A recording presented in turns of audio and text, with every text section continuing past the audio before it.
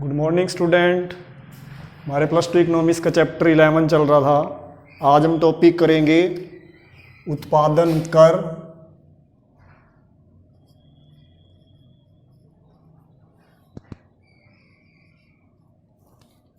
तथा पूर्ति वक्र।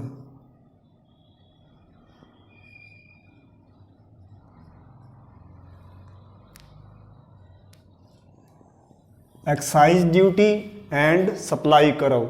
उत्पादन कर क्या होता है?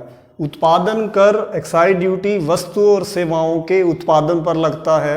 वस्तु और सेवाओं की वस्तुओं की प्रति इकाई पर लगाया जाएगा। जैसे किसी वस्तु पर उत्पादन कर लगेगा, उसकी औसत लागत और सीमांत लागत, एवरेज कॉस्ट, मार्जिनल कॉस्ट, दोनों ही बढ़ जाएंगे। औसत लागत बढ़ गई, सीमांत लागत बढ़ गई, तो उत्पादन की लागत बढ़ गई। तो उत्पादक क्या करेगा?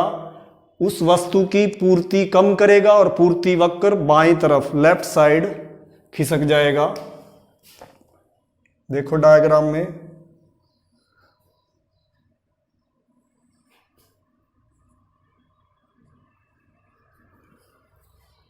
क्वांटिटी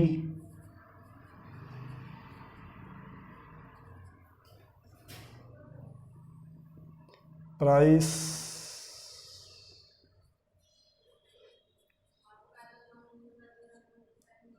यूनिट्स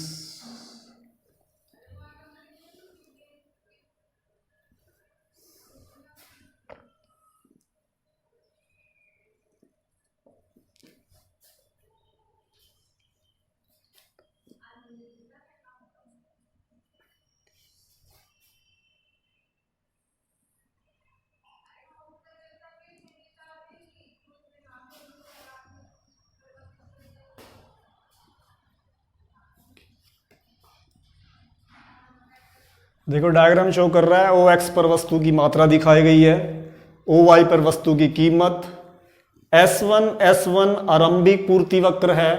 तो उत्पादक PT के बराबर अपने वस्तु की पूर्ति कर रहा है। जब वस्तु पर उत्पादन कर लगता है तो उत्पादन की लागत बढ़ जाती है। उत्पादन की लागत बढ़ने से जो उत्पादक है, विक्रेता है, वो वस्तु की पूर्ति कम कर देगा। तो डायग्राम जो इसका SS पूर्ति वक्र है वो पीछे की तरफ खिसक कर S2 हो जाएगा।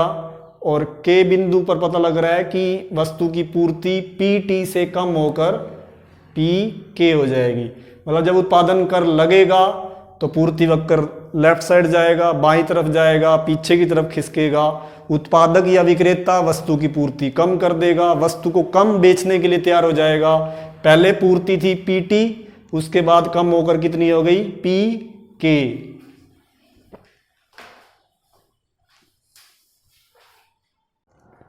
अब हम दूसरा टॉपिक करते हैं इसका।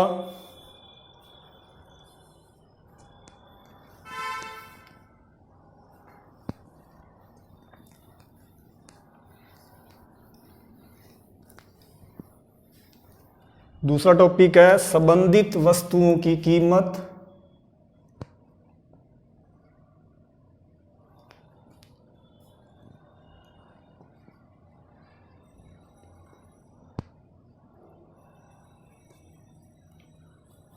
वस्तुओं की कीमत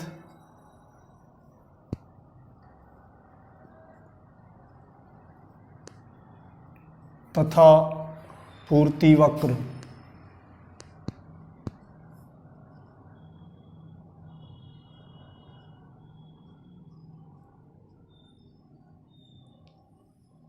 संबंधित वस्तुओं की कीमत तथा पूर्ति वक्र। संबंधित वस्तुएं, रिलेटिव गुड्स, उसकी कीमत का पूर्ति वक्र में क्या प्रभाव पड़ेगा? जैसे हम लेते हैं प्रतिस्थानापन्न वस्तुएं, प्रतिस्थानापन्न वस्तुएं,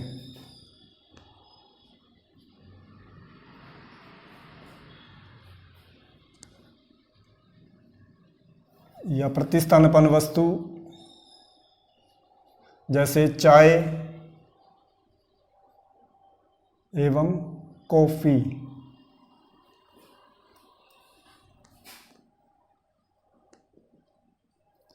चाय और को कॉफ़ी की जगह पर यूज़ किया जा सकता है, कॉफ़ी को चाय की जगह यूज़ किया जा सकता है, उसे बोलते हैं प्रतिस्थापन वस्तु।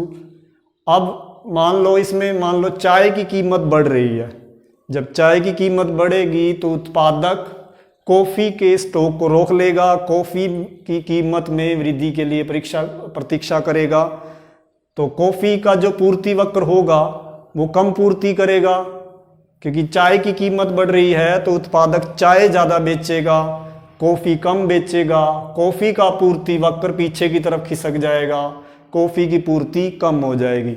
इसके विपरीत यदि चाय की कीमत कम हो जाए, चाय की कीमत कम हो गई तो उत्पादक चाय को कम बेचेगा, उसकी जगह पर कॉफ़ी को ज़्यादा बेचेगा, कॉफ़ी को ज़्यादा बेचेगा तो कॉफ़ी का पूर्ति जो है वो बाजार में बढ़ जाएगी, पूर्ति वक्र आगे की तरफ खिसक जाएगा।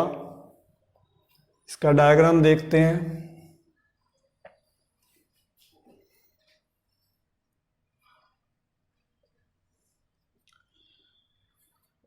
क्वांटिटी, प्राइस,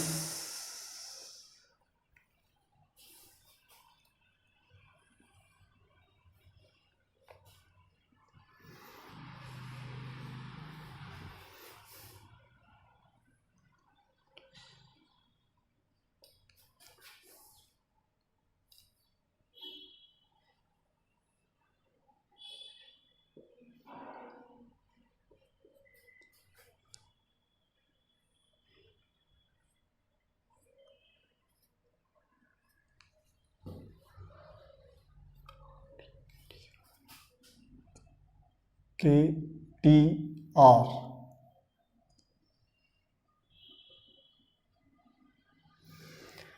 डायग्राम में OX पर क्वांटिटी, OY पे प्राइस, आरंभिक पूर्ति वक्र है S1 तो उस समय उत्पादक वस्तु की पूर्ति कर रहा है PT के बराबर। जब चाय की कीमत बढ़ जाती है तो उत्पादक चाय ज़्यादा बेचेगा, कॉफ़ी का स्टॉक रोक लेगा, कॉफ़ी का जो स्टॉक रोकेगा तो बाजार में कॉफ़ी की पूर्ति कम हो जाएगी, पूर्ति वक्र पीछे की तरफ खिसक कर S3 हो जाएगा और वस्तु की पूर्ति पहले PT थी अब PK के बराबर हो जाएगी। वस्तु की पूर्ति कम हो जाएगी, किसकी? कॉफ़ी की। चाय की कीमत बढ़ने से कॉफ़ी पे इफेक्ट पड़ेगा। कॉफ़ी का ये डायग्राम है। और अगर मान लेते हैं चाय की कीमत कम हो जाए, चाय की कीमत कम हो जाएगी तो उत्पादक चाय को कम बेचेगा, कॉफ़ी को ज़्यादा बेचेगा, कॉफ़ी को ज़्यादा बेचेगा तो पूर्ति वक्र S1 आगे की तरफ खिसक जाएगा, आगे की तरफ खिसक कर S2 हो जाएगा, राइट साइड चला जाएगा, दाएं तरफ चला जाएगा। वस्तु की पूर्ति PT से बढ़कर PR हो जाएगी, PR। ये कॉफ़ी का डायग्राम है, चाय का कॉफ़ी इफेक्ट डाल रहे हैं। चाय की कीमत बढ़ेगी तो कॉफ़ी की पूर्ति कम हो जाएगी PT से PK। जब चाय की कीमत कम होएगी कॉफ़ी की पूर्ति बढ़ जाएगी, उत्पादक कॉफ़ी ज़्यादा बेचेगा तो पूर्ति PT से बढ़कर PK हो जाए, PR हो जाएगी और पूर्ति वक्र आगे की तरफ चला जाएगा S1 S2। तो ये था आपका संबंधित वस्तु की कीमत का पूर्ति वक्र पे क्या प्रभाव पड़ता है।